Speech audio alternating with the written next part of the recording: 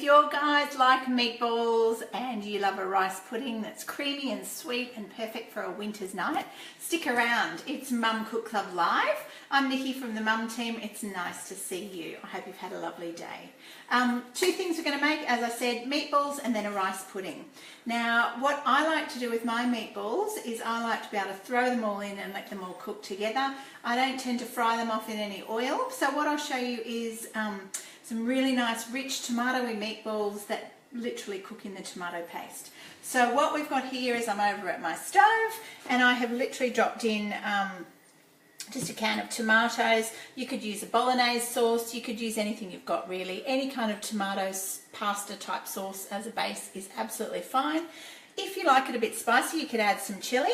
The other thing I'm going to add is, and this is a tip, if you ever use just the skin of a tomato, so if you were making a salsa or you were just putting the skins of a tomato through a salad, what I do is actually save the inside. So I've popped those in a little Ziploc bag, as you can see, a couple of weeks ago, and they've been in the freezer. So I'm actually going to drop them in as well. So I'm just going to turn this on. And basically this is going to create the tomato base that we're going to cook our meatballs in. They're still a bit frozen, but that's totally fine because they will all melt down. Now the other thing I'm going to add to this is about a cup and a half of stock. I'm using a beef stock tonight because I've got, I'm using beef mince in my meatballs. You could use a chicken stock, you could use a lamb stock or a veal stock. It just depends what you've got in the cupboard. Again, it's just for a little bit of flavour. So that is looking a little bit watery at the moment, but don't worry, that's all going to cook down. The other thing I've got here, because we are doing Italian style tonight, is just a couple of teaspoons of a pesto sauce. I didn't make that one was store-bought. But again, you could make your own if you really wanted to. So I'm just going to squash them down a little bit, or they'll start to melt anyway. So that's going to bubble away. So I'll stir that in. Now while that's warming up, I've actually just got one lemon, and I'm just going to put all the juice of a lemon.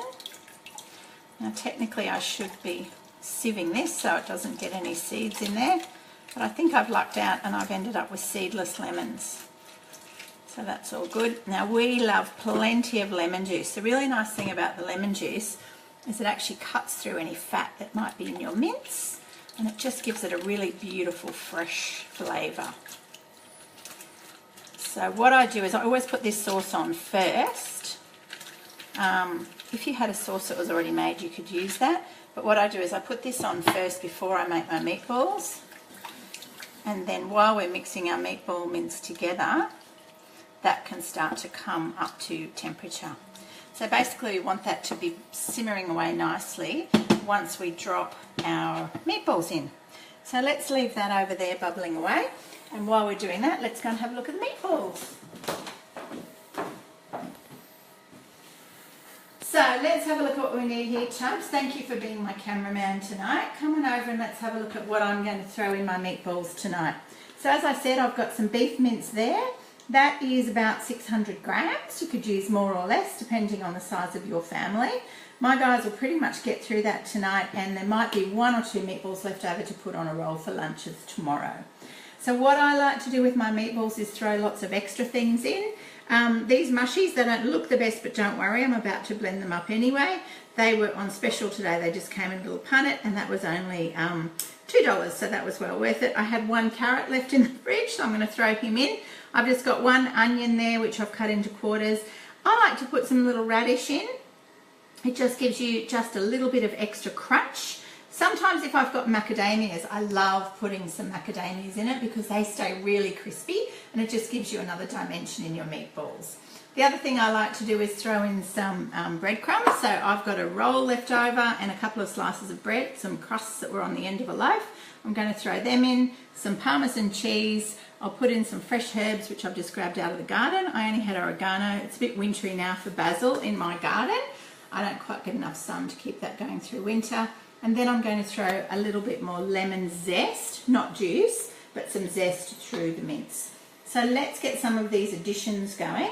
The first thing I'll do is make our breadcrumbs. So literally all I'm going to do is just throw them in. What you can do with these pieces too is if you don't have time to make the breadcrumbs when the bread needs to be used up, Again, just throw them in the freezer and then you can pull them out whenever you need them. So that's our breadcrumbs. I'll just zip these together. So I'm literally, any food processor would do. If you didn't have that food processor,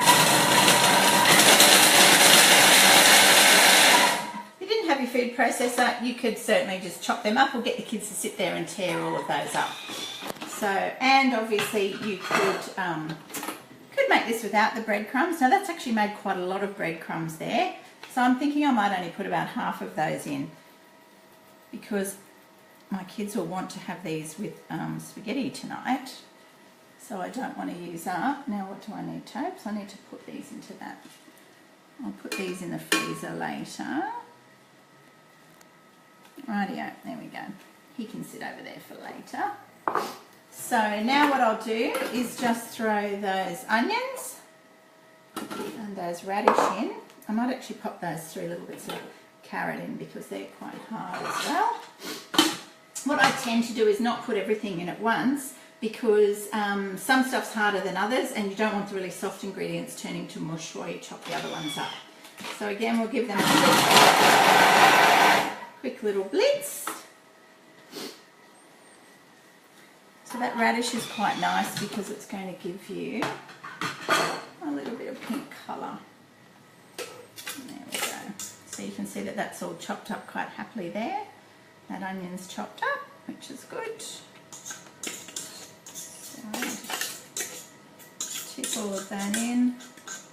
Again, if you didn't have a food processor, of course you could just finely chop all of this. I tend to just throw everything in to the food processor when I can, just because it's so quick, so quick. So those mushies, again, I've probably got a few too many there, but I will just use them all up tonight because they need using. Pop him in, and these ones won't need long at all because they are so soft. There we go. Oh, they cook, they chop up so quickly. Rightio. There we go, they're nice and fine. They kind of all look a bit like breadcrumb size. Now if you wanted to put a little bit of extra protein in your dish, you could pop a couple of eggs in here. But I find that this mixture is fairly nice and moist anyway. So it's usually pretty good. Just going to get all of that together. There we go.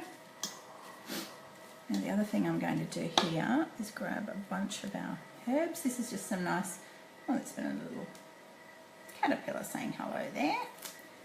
So what I'm going to do with these herbs here is just tear these up and through. Now if you didn't like a very strong herb flavour, don't put too many in.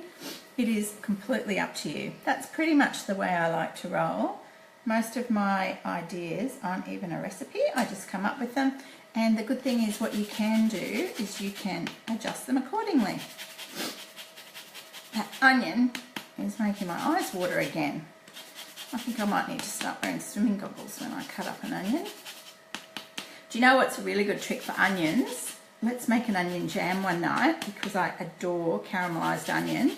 But what you can do is if you store your onions in the fridge, they actually don't make me cry. So I don't know if that would work for you, but if I'm actually slicing up like 1 or 2 kilos to make a whole lot of an onion jam or a caramelised onion, I'll put them in the fridge the day before. Right, that lemon is smelling beautiful. And then the other thing I'm going to add is there's some Parmesan cheese. I'll put about half of that in now, and then we'll use the rest for to sprinkle over the top once they're cooked. Rightio. So I am going to, because I'm actually going to have to use my fingers to roll the wheat meatballs anyway, I promise you I've washed my hands thoroughly. I'm actually just going to get stuck in. Now the trick for me, because I've forgotten to put my apron on in my rush, will be to keep this white shirt white. Who wants to see if I have got a clean white shirt by the end of this, by the end of this segment? I reckon I'll be doing well if I do. Thankfully it's white, so I can actually get stuck into it with the bleach if I need to. Now I hope you've all had a lovely day. Oh, there's a little lump of carrot. I might take that big lump out. Hope you've all had a fantastic day. I've had a busy day. You guys are probably all halfway through the term now. I've got one of my kids, Toby, who's in the middle of exam week. So I had to drag him away from his study to come and help me out here for 5 minutes. So you can see that that's coming together beautifully. There we go, like that. Don't make this recipe if you don't like getting your hands dirty. Oh my gosh, my eyes are watering. Crying, Toby. I love you so much, I'm crying. I'm so passionate about my meatballs, I'm crying. Rightio, let's nip over here because I can hear our sauce bubbling away. Oh, now that's bubbling nicely. So you can see that that's starting to thicken up a little bit. It's still fairly thin. And don't worry about that because once we put the meatballs in and those breadcrumbs and everything start to sit in there, that's going to thicken up quite nicely. Now I quite like having a few big bits of tomato in there, but you don't need to do that if you don't want to. Now again, the size of your meatballs, completely up to you. If you want them to cook super quickly, you'll need to make little tiny ones. But I'm going to let this bubble away, and I might turn that down just a bit so it's not bubbling so crazily. And literally, so I've got a little meatball there about the size of a golf ball. And all we do is start dropping those meatballs in. There we go. Now, did you get a cuppa? Did you get a glass of wine? I should have, actually, do you know what? A little bit of red wine would be quite nice in that sauce. If you were doing it for a dinner party or you quite like the flavour of a wine, you could drop in a couple of tablespoons of red wine. And you might just need to test it while you're cooking. So these aren't completely covered. That's fine. Don't worry about that because what's going to happen is that'll start to bubble away, and then typically what I would do is pop the lid on anyway, and all that steam's going to come up around there. And also as we start to fill this up with the meatballs, that's going to come up. Oh gosh, big eye.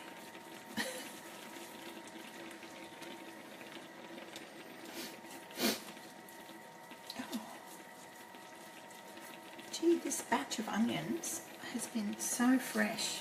Every single time I've cut one, I should have thought of it from yesterday. Every single time I've cut one, I've ended up crying. Perhaps I'm just feeling emotional this week. What do you think? Oh gosh. And the fact that I've got mascara on is making it so much worse. Stay there for a sec, folks. Watch that bubble. Just going to wipe my eye. Because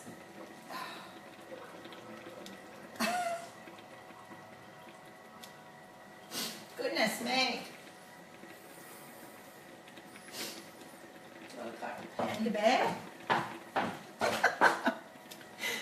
Have I got panda eyes now? I bet I do. This is where if you had a film crew you'd say cut. But that's okay. This is what would happen if you guys were with me here. You'd be sitting at my kitchen bench while we cook dinner together. That would be so much fun. I would absolutely love that. Isn't it funny? The crazy thing about dinner time is it's such a lovely time, but it's usually so busy and everybody's off in their own houses. It's a shame we can't sit here. We should do a Friday Night Live and all get together. Wouldn't that be fantastic? Have a 10,000 way Skype conference and we can all cook dinner together. So speaking of that, Mum Cook Club, we were talking about it in the office the other day, and what we're thinking would be a fantastic idea would be to actually run a cook club just like a book club. So each month we might have a recipe where we actually give you a voucher to go to the shops and we give you a recipe and a whole lot of ingredients. And what we can do is we can all cook at the same time, the same recipe. You guys can get your friends around, have a glass of wine. Everybody can upload photos of their creations. And yeah, so it's much easier, much less stressful because you don't need to have read the book. You just need to have done a quick shop before we do Cook Club. So we're thinking that could be kind of cool and kind of fun. We might be able to get some partners on board with us. There might be a new product out there that some company has launched that they'd like us to try in our cook club. So we are thinking we're going to get started on that pretty soon. We reckon there would be heaps of fun to have you all standing around your kitchen benches with your girlfriends cooking something. And we're also thinking it might be an opportunity to try something that you've never tried before.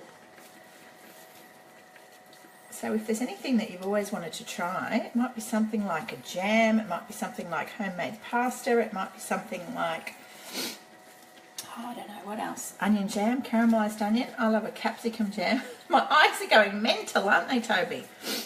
I think we won't be able to show my face again on this one tonight. We'll have to just say, it'll be that Rob the dentist.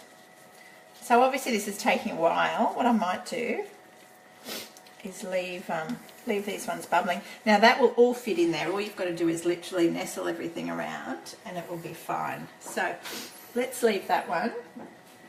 You come over here, Tobes, while I'm just washing my hands. Just have a look at the ingredients that we're going to use for our rice pudding. So go through that, Tobes. Do you want to see if you can point out what it all is? See if you can figure out what it all is, mate.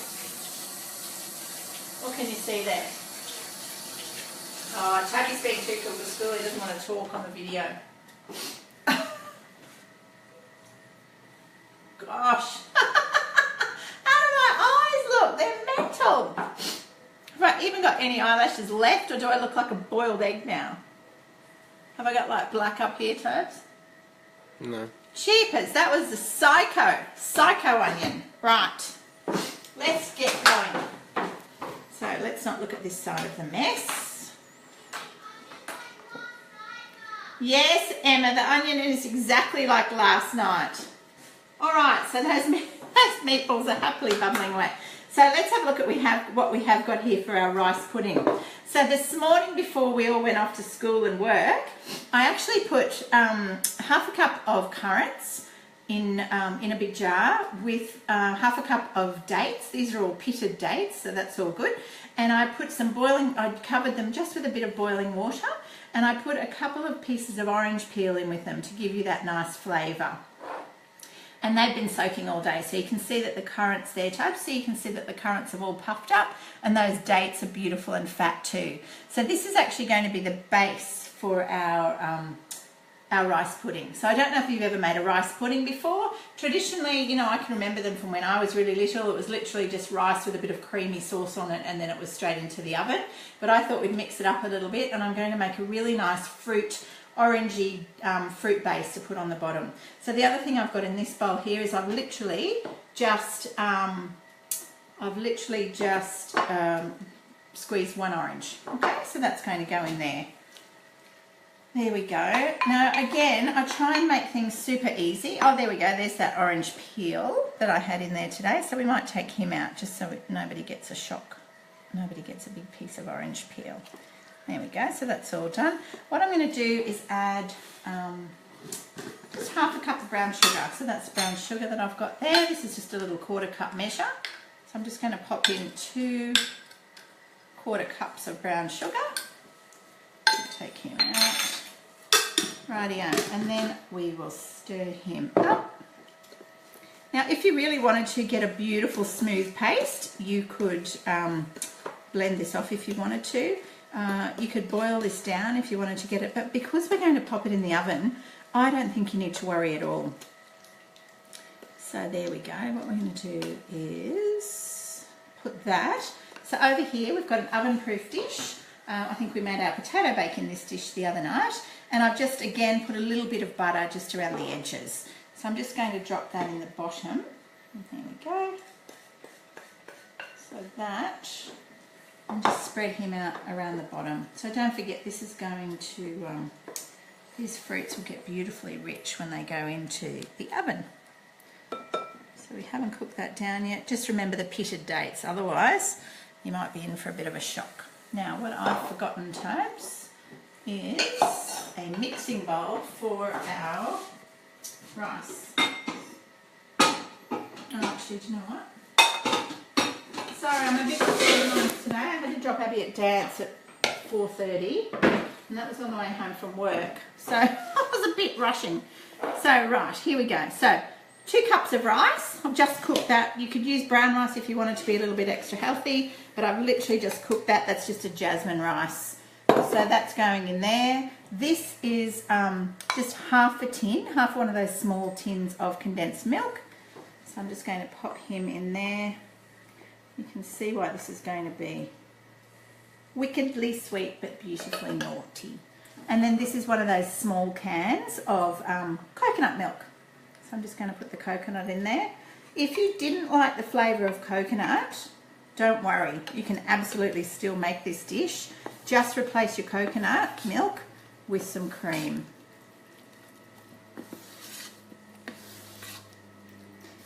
Okay. Now I probably 3/4 cooked that rice. So it's still going to soak up a bit of that juice. Now what I'm going to do is 2 layers of coconut because I love it. Again, let's measure it because I should so that you know how many to do. So what have we got there? That's 1/4. That's 1/2. Let's say we'll do a whole cup in here. Hang on a sec. Oh, there's a clean teaspoon. Keep in the mix, he's stuck in the thing. There we go, that's 3/4 of a cup. That's a whole cup there. And again, this coconut will also start to absorb that coconut milk. If you liked almonds, that would be beautiful through here as well. If you didn't like dates and currants, you could do a beautiful apple and pineapple base. That would go beautifully with the coconut cream.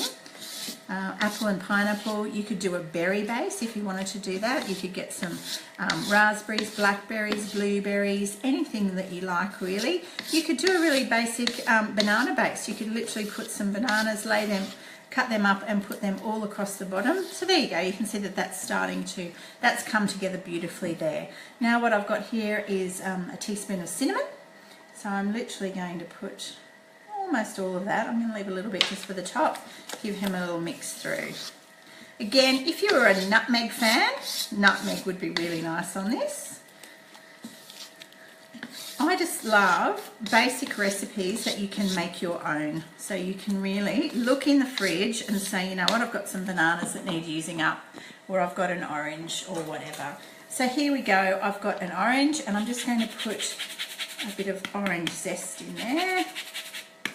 Again, you could use lemon. If you were doing apple and pineapple, you could do lemon.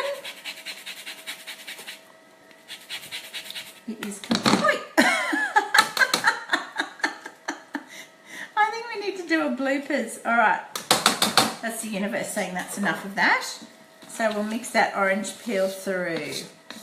So that is going to do a really nice job. Rightio. So what we'll do here is literally pour him on top and just let it fall in gently so that you're kind of getting that really nice layering effect when you serve it. I don't have a clear glass baking dish. I meant to grab one today but I didn't get time. But what you could do is put this in a clear glass baking dish and you'd actually be able to see those layers. So there we go, pop him in there like that. Now what we're going to do is come back with our coconut. I might just put it over the bench in case I accidentally put an entire bottle of coconut on top. And then sprinkle him over the top. Again here, this is where you could add some almonds if you wanted to, but I am literally going to do that. And then this last little bit of cinnamon, I'm just going to give that a little sprinkle. Obviously that coconut's going to toast beautifully. Now I think this would be beautiful on its own, or you could serve it with some ice cream. So there we go, that's our rice pudding. I will tidy these up. So what I'm going to do now is I will put that into an oven. Obviously the rice is pretty much cooked. I've just cooked that in the microwave, so it doesn't need cooking. The fruit's already cooked, so it's really just to let that get nice and creamy. So that's our rice pudding. I will carry on with the meatballs.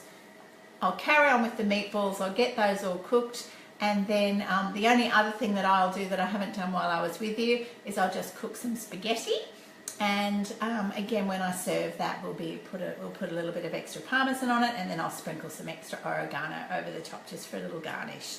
So that's it for tonight. I'm going to go and fix my makeup or wash my face, one or the other. Thank you so much for joining us. I love doing these, but I love that you guys are enjoying it all too.